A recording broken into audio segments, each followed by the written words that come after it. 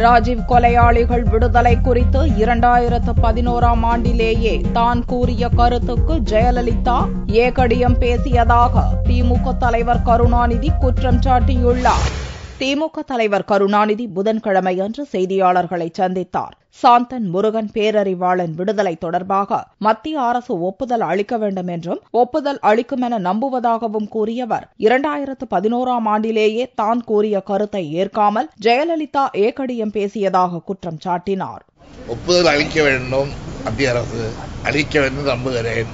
அளித்தால் நான் எதிர்பார்த்தபடி மகிழ்ச்சி அடைவேன். துரித முடிவு அல்ல. ஏன்னா அந்த கருத்தை நான் சொல்லும் பொழுது அதை ஏகடியம் செய்து பேசியவர்கள் தமிழக முதலமைச்சர்.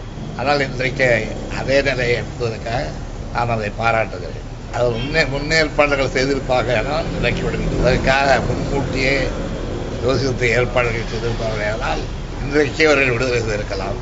எப்படியோ விட்டிருக்கிறது. தவறினால் பரவாயில்லை. தாமதமாக வந்தாலும் நாங்கள் மகிழ்ச்சி அடையக்கூடிய ஒரு சூழல்.